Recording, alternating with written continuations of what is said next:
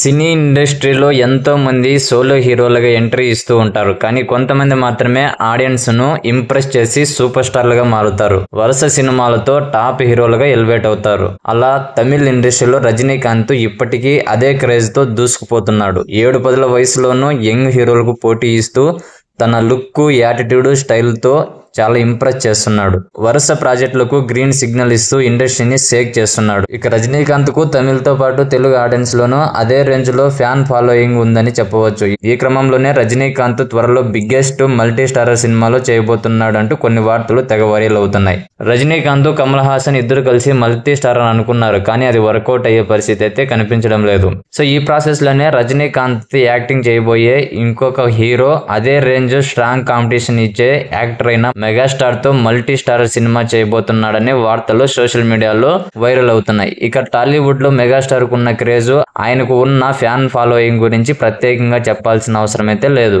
Present Chiranjeevi Anil Ravipudi direction లో మనశంకర్ వరప్రసాద్ గారు మూవీలో బిజీగా ఉన్నాడు. ఈ సినిమా తర్వాత బాబీ డైరెక్షన్ లో ఇంకొక సినిమాకు గ్రీన్ సిగ్నల్ ఇచ్చాడు. అయితే గతంలోనే చిరు అండ్ బాబీ కాంబోలో వాల్తేరు వీరయ్య సినిమా వచ్చి మంచి సక్సెస్ అందుకుంది. ఈ క్రమంలోనే ఈ ప్రాజెక్టు పై ఆడియన్స్ లో చాలా ఆసక్తి అయితే మొదలైంది.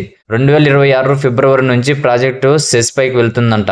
అంతేకాదు సినిమాలో రజనీకాంత్ ఒక 30 నిమిషాల పవర్ఫుల్ క్యారెక్టర్ లో యాక్టింగ్ చేయబోతున్నాడని టాక్.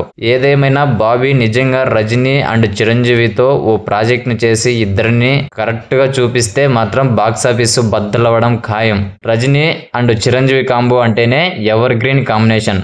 కాబట్టి మళ్ళీ ఈ కాంబో స్క్రీన్ పై రిపీట్ అయితే చూడాలని ఎంతో మంది అభిమానులు చాలా ఆసక్తిగా అయితే ఎదురు చూస్తున్నారు. ఇది ఎంతవరకు నిజం అనేది మూవీ యూనిట్ అఫీషియల్ గా అనౌన్స్ చేసేంత వరకు అయితే మనకి తెలియదు. దీనిపై మీ కామెంట్ ని కామెంట్ సెక్షన్ లో తెలియజేయండి. అలాగే మూవీ అప్డేట్స్ మరియు రివ్యూస్ కోసం మన ఛానల్ ని తప్పకుండా సబ్స్క్రైబ్ చేసుకోండి.